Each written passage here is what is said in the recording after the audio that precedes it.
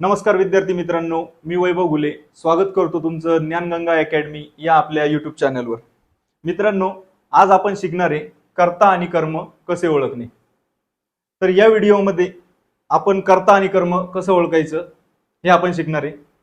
मित्रांनो, कर्ता आणि कर्म ओळखणे हे तुम्हाला जेवढं सोपं वाटतं आणि जेवढं छोटं वाटतं तेवढं सोपं पण नाहीये आणि छोटं पण नाहीये। कर्ता आणि कर्म या शब्दांवर जवळपास 5 ते 6 प्रकरणांचा बेस आहे। त्याच्यामुळं हे किती महत्वाचं आहे हे तुम्हाला पुढे कळलंच। चला तर आपण या व्हिडिओमध्ये नक्की काय शिकणार आहे ते तुम्हाला एकदा सांगतो। आपण या व्हिडिओमध्ये शिकणार आहे कर्ता कसा ओळखायचा ते। एकदा आपण कर्ता ओळखला त्यानंतर आपण येणार कर्माकडे। मग तुम्हाला कळेल कर्ता आणि कर्म कसं ओळखायचं। त्यानंतर वाक्यामध्ये कधी कधी दोन कर्म येतात, एक राहतं प्रत्यक्ष कर्म आणि एक राहतं अप्रत्यक्ष कर्म, म्हणजे ते वाक्य होतं द्विकर्माचं। त्यानंतर कर्ता कर्म आणि दोन कर्म एकदा आपण ओळखले त्यानंतर तुम्हाला या व्हिडिओमध्ये कळेल भोक्ता, जी अशोक केळकरांनी संकल्पना मांडलेली ती तुम्हाला भोक्ता ही संकल्पना समजून जाईल। त्यानंतर या व्हिडिओमध्ये तुम्ही एक नवीन गोष्ट शिकणार आहे ते म्हणजे अप्रत्यक्ष कर्ता। जसं वाक्यामध्ये अप्रत्यक्ष कर्म आणि प्रत्यक्ष कर्म असतं तसं वाक्यामध्ये अप्रत्यक्ष कर्ता सुद्धा असतो। त्यानंतर एवढं सगळं शिकल्यानंतर आतापर्यंतच्या वेगवेगळ्या परीक्षांना जे प्रश्न झाले ते प्रश्न मी थोडेफार घेतलेले, सगळे नाही घेतलेले पण थोडेफार घेतलेले, ते आपण शिकणार आहे। चला तर आपण हा घटक जो आहे कर्ता आणि कर्म ओळखणे हा जो घटक आहे तो परीक्षेच्या दृष्टीने कसा महत्वाचा आहे, आणि मगाशी मी तुम्हाला म्हणलो की 5 ते 6 प्रकरणांचा बेस आहे कर्ता कर्म। तर सगळ्यात महत्वाचा घटक म्हणजे नाम। नामामध्ये मित्रांनो तुम्हाला सगळ्यांना माहितीच आहे विशेष नाम, भाववाचक नाम आणि सामान्य नाम हे 3 प्रकार पडतात। त्यात तुम्ही हे तिन्ही नामं सहजरित्या ओळखतात, पण वाक्यामध्ये काही साधित शब्द असतात जे कर्त्याच्या आणि कर्माच्या ठिकाणी येतात, ते तुम्हाला ओळखता येणार आहे। त्यानंतर येणार मित्रांनो आपण विभक्तीकडे। विभक्ती प्रकरण ज्यावेळेस बघू त्यावेळेस द्वितीय विभक्ती आणि चतुर्थी विभक्ती याच्यामध्ये एक्झॅक्ट काय फरक आहे ते तुम्हाला कळेल। ज्यावेळेस तुम्हाला कर्ता आणि कर्म ओळखू येईल त्यावेळेस तुम्हाला द्वितीय विभक्ती आणि चतुर्थी विभक्ती याच्यातला फरक कळेल। त्यानंतर विभक्तीचाच प्रकार आहे हा कारकार्थ। ज्यावेळेस कर्त्याच्या ठिकाणी येणाऱ्या शब्दाचा कारकार्थ कर्ता आणि कर्माच्या ठिकाणी येणाऱ्या शब्दाचा कारकार्थ कर्म असतं। त्यानंतर क्रियापद। मित्रांनो, क्रियापद प्रकरण ज्यावेळेस तुम्ही शिकशाल त्यावेळेस तुम्हाला कळेल की सकर्मक क्रियापद कोणतं, अकर्मक क्रियापद कोणतं, उभयविध क्रियापद कोणतं, परत भावकर्तृक क्रियापद कोणतं, त्यावेळेस तुम्हाला कर्ता आणि कर्माची आवश्यकता भासेल। त्यानंतर वाक्य प्रकारामध्ये म्हणजे वाक्यशास्त्र ज्यावेळेस आपण शिकणार त्यावेळेस वाक्य पृथक्करण हा टॉपिक येतो। वाक्य पृथक्करणामध्ये विधेय, विधेय कोणाला म्हणतात तर क्रियापदाला म्हणतात, आणि उद्देश्य, उद्देश्य कोणाला म्हणतात तर कर्त्याला म्हणतात। आता बऱ्याचशा प्रश्नपत्रिकांमध्ये आपण जर बघितलं तर उद्देश्य विचारलेले, कर्ता हा शब्द तिथं वापरला जात नाही की या वाक्यातले विधेय कोणते, या वाक्यातील उद्देश्य कोणते, असा प्रश्न विचारला जातो। आणि वाक्य पृथक्करण या प्रकरणात कर्माला कर्मपूरक म्हणतात, कर्मपूरक। आणि त्यानंतर आपण ज्यावेळेस सगळ्या महाराष्ट्राला प्रयोग हे प्रकरण अवघड जातं, ज्यावेळेस आपण प्रयोगाची व्हिडिओ बघू म्हणजे प्रयोगाचं लेक्चर बघू, ज्या विद्यार्थ्याला कर्ता आणि कर्म ओळखता आलं ना तो हे प्रयोगाचे जे 3 प्रकार आहेत, तुमचा भावी प्रयोग, कर्तरी प्रयोग, कर्मणी प्रयोग, तो 0 मिनिटामध्ये ओळखू येणार। तिथं तुमचा मार्क 100% जाणार नाही एकदा तुम्हाला कर्ता कर्म ओळखता आल्यानंतर। चला तर मित्रांनो आता आपण सुरुवात करू। ज्यावेळेस आपण कर्ता आणि कर्म ओळखतो त्यावेळेस आपली सुरुवात जी होते ती क्रियापदापासून होते। क्रियापद म्हणजे वाक्याचा अर्थ पूर्ण करणारा क्रियावाचक शब्द। हे बघा व्याख्या दिलेली आहे, वाक्याचा अर्थ पूर्ण करणारा क्रियावाचक शब्द म्हणजे क्रियापद होय। जो शब्द वाक्याच्या शेवटी वाक्याचा अर्थ पूर्ण करतो आणि तो क्रियावाचक शब्द असतो त्याला आपण क्रियापद म्हणतो. एक उदाहरण बघू. रामाने पुस्तकावर नाव घातले. वाक्याच्या शेवटी शब्द कोणता आलेला आहे? घातले. आणि जर रामाने पुस्तकावर नाव एवढंच ठेवलं तर वाक्याचा अर्थ काय पूर्ण होत नाही, आपल्याला माहिती. मग घातले हा शब्द ज्यावेळेस आपण जोडतो त्यावेळेस वाक्याचा अर्थ पूर्ण होतो. रामाने पुस्तकावर नाव घातले. तर घातले यामध्ये धातू कोणता आणि या क्रियापद घातले या क्रियापदाचा धातू कोणता हे पोरांना ओळखू येत नाही. त्याच्यामुळं आपण पुढं येणार आहोत क्रियापदाकडे. आता इकडे बघा तुम्ही, क्रियापद हे जे आहे ते एकच शब्द येतो क्रियापदाच्या ठिकाणी असं नाही. क्रियापदाच्या ठिकाणी कधी कधी दोन पण शब्द येतात. त्याच्यावरून क्रियापदाचे दोन प्रकार पडतात. एक एकेरी क्रियापद आणि दुसरं संयुक्त क्रियापद. एकेरी क्रियापद म्हणजे क्रियापदाच्या ठिकाणी एकच शब्द येतो आणि संयुक्त क्रियापद म्हणजे क्रियापदाच्या ठिकाणी दोन शब्द येतात. आता हे बघा, मुले क्रिकेट खेळतात. या ठिकाणी क्रियापदाच्या ठिकाणी एक शब्द आलेला आहे, खेळतात. तर खेळतात हे झालं या वाक्याचं क्रियापद. आता खेळतात यातला जर तात हा प्रत्यय जर काढला तर आपल्याला जो धातू शिल्लक राहतो तो खेळ हा धातू शिल्लक राहतो. खेळ हा धातू शिल्लक राहतो. आणि ज्यावेळेस संयुक्त क्रियापद बघतो, मी तुम्हाला म्हटल्याप्रमाणे क्रियापदाच्या ठिकाणी दोन शब्द आल्यावर त्याला संयुक्त क्रियापद म्हणतात. आता इथं बघा, मुले क्रिकेट खेळू आणि मी जर वाक्य इथं कट केलं तर वाक्याचा अर्थ काय पूर्ण होत नाही. आता या वाक्याला अर्थ पूर्ण करण्यासाठी लागली हे जे सहाय्यक क्रियापद लागतं. आता सहाय्यक क्रियापद जे आहे ते काय करतं? वाक्याचा अर्थ पूर्ण करायला मदत करतं. म्हणजे ज्यावेळेस मुले क्रिकेट खेळू आणि लागली हा शब्द आपण ज्यावेळेस वापरतो त्यावेळेस वाक्याचा अर्थ पूर्ण होतो. म्हणून खेळू लागली हे झालं या वाक्याचं क्रियापद. याच्यामध्ये खेळूला धातू साधित म्हणतात. धातू साधित. आणि ज्या शब्दाने आपल्याला सहाय्य केलेलं आहे वाक्याचा अर्थ पूर्ण करण्यासाठी त्याला सहाय्यक क्रियापद म्हणतात. सहाय्यक क्रियापद. मित्रांनो, संयुक्त क्रियापद ही मोठी संकल्पना आहे, पण ज्या वेळेस आता ही तुम्हाला एकदम शॉर्टकट मध्ये सांगतो, जेवढी आपल्याला सध्या गरजेची तेवढी. ज्या वेळेस संयुक्त क्रियापद असतं, हे जे दोन शब्द राहतात त्या दोन्ही शब्दांनी एकच क्रिया दाखवलेली पाहिजे. वेगवेगळी जर क्रिया दाखवत असेल दोन्ही शब्द तर ते संयुक्त क्रियापद होत नाही. ज्या वेळेस हे दोन शब्द एकच क्रिया दाखवतात त्यावेळेस संयुक्त क्रियापद होतं. हे लक्षात राहू द्या. आता ज्यावेळेस आपण कर्ता आणि कर्म ओळखतो त्यावेळेस आपल्याला धातू या धातूला म्हणजे क्रियापदाच्या धातूला प्रत्यय लावावा लागतो आणि मग प्रश्न विचारावा लागतो. त्यानंतर आपल्याला कर्ता आणि कर्म हे वाक्यातलं मिळतं. आता बघा, धातू म्हणजे काय? वाक्यामधील क्रियापदाचं अप्रत्यय रूप म्हणजे प्रत्ययरहित रूप. ज्या वेळेस आता तुम्ही हे उदाहरण बघा, बाळाने लाडू खाल्ला, ताई स्वयंपाक करते, हनुमानाने सीतेला ओळखले. पण त्याच्या आधी धातूची जी व्याख्या आहे, वाक्यातील क्रियापदाच्या मूळ रूपाला धातू असे म्हणतात. आता इकडे बघा तुम्ही, हे जे तीन उदाहरणं जे दिले, बाळाने लाडू खाल्ला, ताई स्वयंपाक करते, हनुमानाने सीतेला ओळखले, तर याच्यामध्ये खाल्ला, करते आणि ओळखले हे झाले क्रियापद. आता इथं आपण काय याच्यातलं धातू ओळखायचा आहे म्हटल्यावर आपली व्याख्या काय आहे? वाक्यातील क्रियापदाचा मूळ रूप. मूळ रूप म्हणजे काय? त्याला लागलेले प्रत्यय सोडून राहिलेलं रूप. आता हे तिन्ही क्रियापद बघितले, याच्यामध्ये ला हा प्रत्यय, कर्तेमध्ये ते हा प्रत्यय आणि ओळखलेमध्ये ले हा प्रत्यय.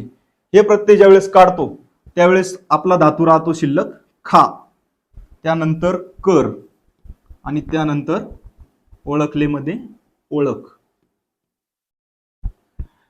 खा हा धातू झाला एकाक्षरी, कर हा धातू झाला दोन अक्षरी आणि ओळख हा धातू झाला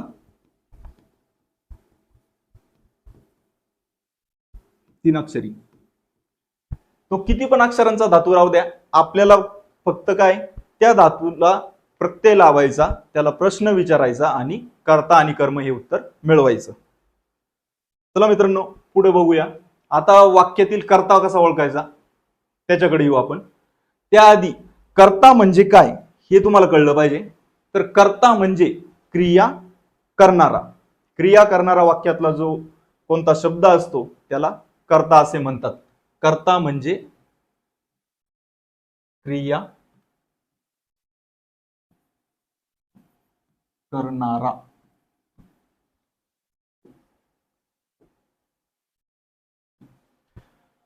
वाक्यातील क्रियापदाने दाखवलेली क्रिया करणारा वाक्यात जो कोणी असतो त्याला आपण कर्ता म्हणतो.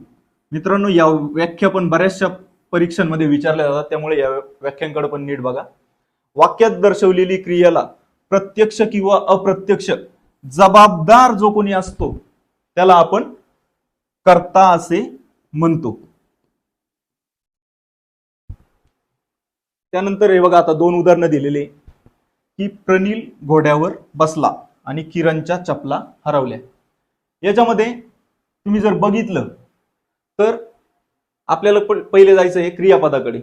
त्यानंतर आपण जाणार आहोत बसला या क्रियापदाकडे गेल्यानंतर आपल्याला धातू शोधायचा आहे. म्हटल्यावर हा ला प्रत्यय आहे तो काढून टाकायचा आहे आणि इकडे हरवल्या या शब्दामध्ये ल्या हा प्रत्यय जो लागलेला आहे तो काढून टाकायचा आहे. म्हणजे आपल्याकडं धातू कोणता राहिला पहिल्या उदाहरणामध्ये तर बस, आणि दुसऱ्या उदाहरणामध्ये कोणता राहिला तर हरव. मग बस आणि हरव हे आपल्याकडं धातू राहिले. मित्रांनो आता आपल्याला माहिती की याला कोणता प्रत्यय लावायचा ते. तर बस किंवा हरव याला जर प्रत्यय लावायचा नारा, नारी आणि नारे हे तीन पैकी एक प्रत्यय लावायचा आणि त्याला प्रश्न विचारायचा. प्रश्न कशाने विचारायचा तर कोण आणि कायने प्रश्न विचारायचा. कोण किंवा काय हे वापरायचं. आता इथं जर आपण विचारलं बसणारा कोण तर आपल्याला उत्तर मिळतं प्रनिल. प्रनिल हा झाला या वाक्याचा कर्ता. नंतर दुसऱ्या उदाहरणामध्ये बघा तर हरव, हरवणारे कोण, हरवणारे कोण असा प्रश्न जर तयार केला त्यावेळेस बरेचसे मुलं काय म्हणतात किरण. किरण नाही हरवलेला, इथं किरणच्या चपला हरवलेल्या आहे. त्याच्यामुळे हा प्रश्न चुकीचा झाला का तर हो, 100% हा प्रश्न चुकीचा झाला. तर इथं हरवणारे कोण हे नाही येणार तर हरवणाऱ्या काय असा प्रश्न विचारला जाईल. आणि मग या प्रश्नाचं उत्तर जे येतं हरवणाऱ्या काय तर चपला. चपला म्हटल्यावर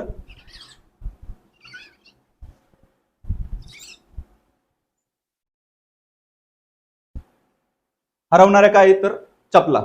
मग चपला या झाल्या या वाक्याच्या कर्ता. मित्रांनो लक्षात घ्या किरण हा वाक्याचा कर्ता होणार नाही. आणि या किरण या शब्दाला चाचीचे चेचेची हे षष्टीचे प्रत्यय लागलेले आणि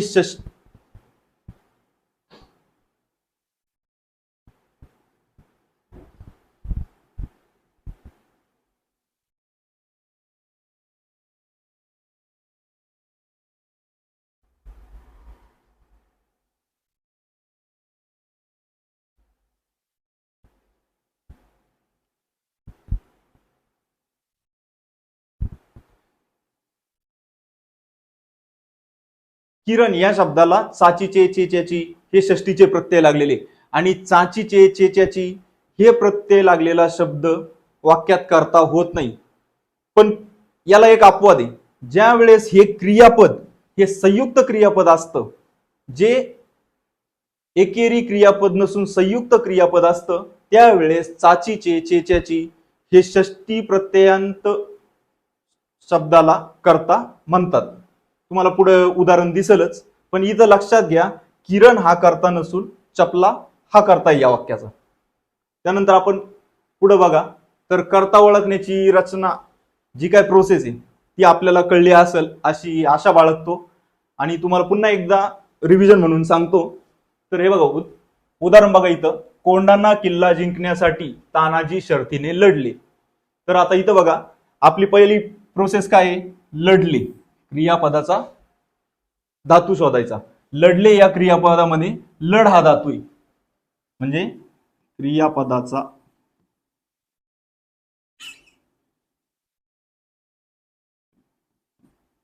धातू शोधणे. मग याच्यामध्ये धातू कोणता आला, लढ. त्यानंतर या लढ या धातूला आपण प्रत्यय लावणार आहे, नारा, नारी किंवा नारे. म्हणजे लढ धातू प्लस नारा, नारी, नारे आणि कधी कधी नाऱ्या पण. तर ज्यावेळेस आपण लढ या धातूला प्रत्यय लावतो, लढणारे कोण, तर मग आपल्याला उत्तर मिळतं तानाजी. म्हणजे प्रश्न काय तयार होतो आपला, लढणारे, लढणारे. आणि त्या लढणारे म्हणजे धातू नंतर येणारे प्रत्यय, आणि त्यानंतर आपण जो प्रश्न विचारतो, कोण आणि किंवा काय, कोण किंवा काय, या प्रश्नार्थक सर्वनामांनी ज्यावेळेस आपण प्रश्न विचारतो त्यावेळेस आपल्याला उत्तर मिळतं, प्रश्न तयार होतो, लढणारे कोण. मग लढणारे कोण इथं, तानाजी. जे उत्तर मिळेल आपल्याला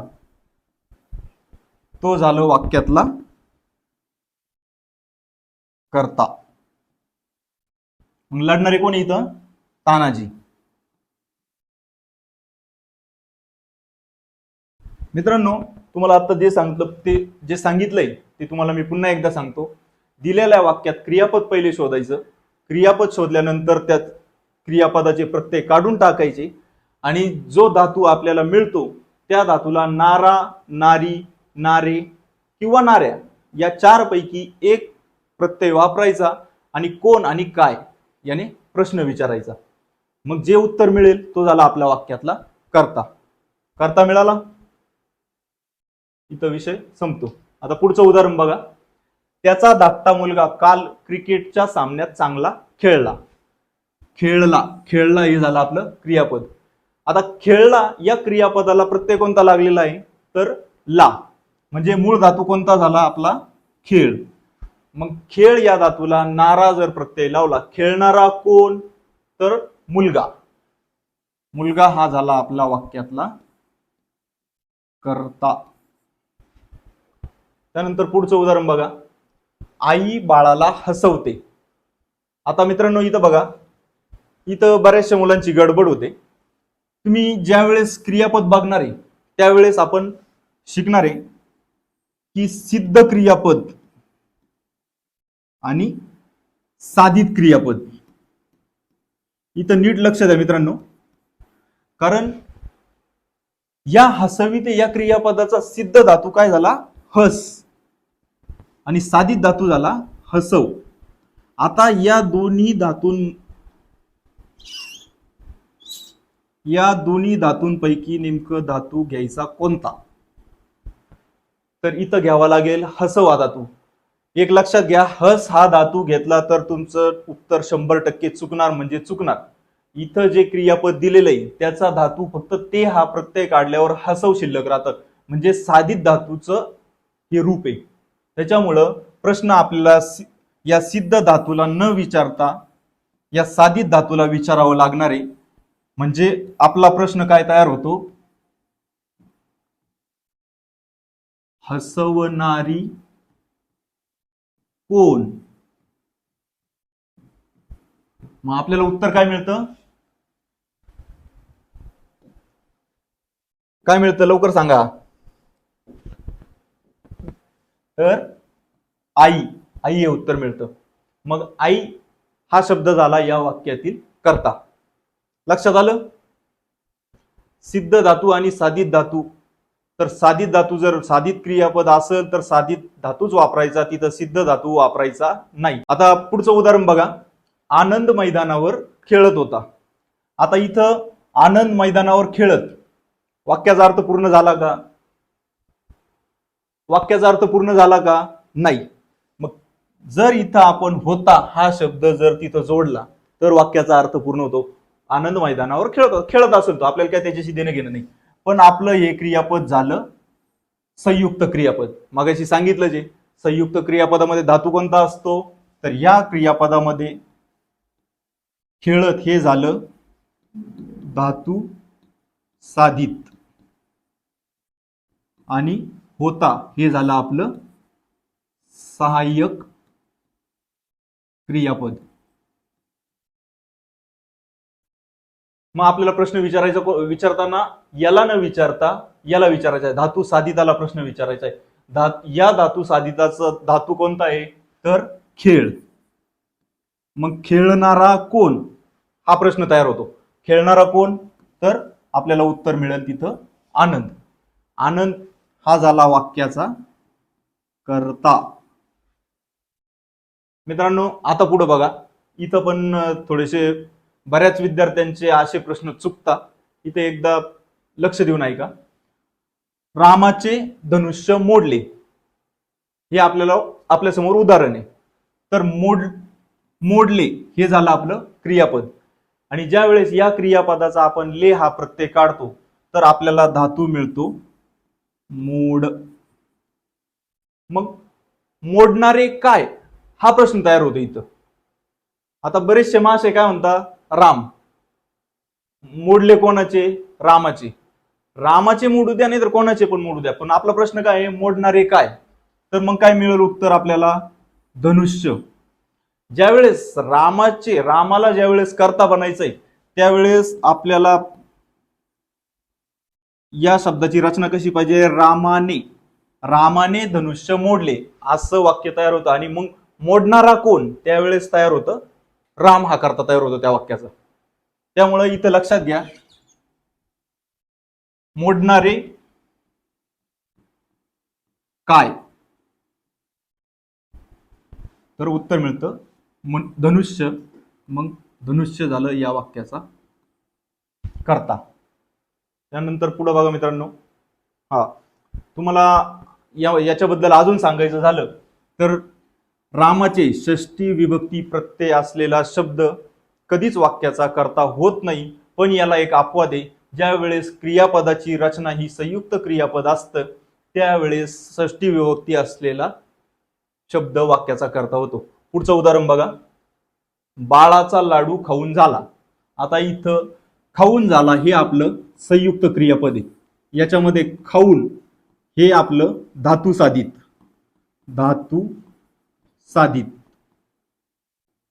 आणि झाला हे आपलं संयुक्त क्रियापद. ते माफ करा, झाला हे आपलं सहाय्यक क्रियापद. आता याच्यामध्ये या धातू साधिताचा धातू कोणता, खा. मग खाणारा कोण, तर बाळ. खाणारा कोण ज्यावेळेस आपण असा प्रश्न विचारतो, खाणारा कोण असा प्रश्न ज्यावेळेस आपण विचारतो आपल्याला उत्तर काय मिळालं, बाळ. मग बाळ हा झाला वाक्याचा कर्ता. आता इथं बघा, मी मगाशी काय म्हटलो होतो की षष्ठी विभक्ती असलेला शब्द वाक्याचा कर्ता होऊ शकत नाही.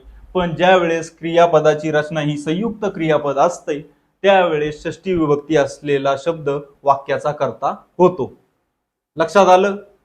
इथं जर एकेरी क्रियापद असतं तर वाक्याचा कर्ता हा षष्ठी विभक्ती प्रत्यय असलेला शब्द कधीच होणार नाही, हे लक्षात घ्या. आता इथं बघा, माझ्या ननंदेच्या सासूने उभ्या वर्षात तिला एकदाही माहेरी पाठवलेले नाही. मित्रांनो एक तुम्हाला सांगतो, वाक्य किती पण किलोमीटरचं राहू द्या, ज्या वेळेस शेवट जे क्रियापद आपल्याला मिळतं त्या क्रियापदाला आपल्याला प्रश्न विचारायचा असतो. मग आता इथं पाठवले नाही हे झालं संयुक्त क्रियापद. याच्यामध्ये हे झालं धातू साधित, पाठवले धातू साधित. या धातू साधिताच्या धातूला प्रश्न विचारायचा असतो. धातू काय झाला? पाठव. मग पाठवणारी कोण? उत्तर काय मिळालं? पाठवणारी कोण? तर सासू. मग सासू ही झाली वाक्याचा कर्ता. मित्रांनो, आता बरेचसे वाक्य तुम्ही बघितले असतील ज्याच्यामध्ये कर्ताही आढळत नाही. असे काही वाक्य तुम्हाला सांगतो. गणेशच्या घशात खवखवते, पुण्याला जाताना नारायणगाव पर्यंत सांजवले, कालपासून सारखे गडगडते, मला रात्रीपासून सारखे मळमळते, नाशिकला जाताना मनमाड जवळ उजाडले. त्यानंतर परवाच्या दिवशी लवकर अंधारले, सागरच्या डोक्यात खुपते, शिंक्याचे सुटले, भोक्याचे फावले, उदयच्या अंगात आले, त्याच्या पोटात ढवळते, त्याच्या पोटात दुखते. हे असे काही वाक्य त्याच्यामध्ये कर्ता आढळत नाही. आता इकडे बघा, इथं काय आलं? खवखवते, सांजवले, गडगडते, मळमळते, उजाडले,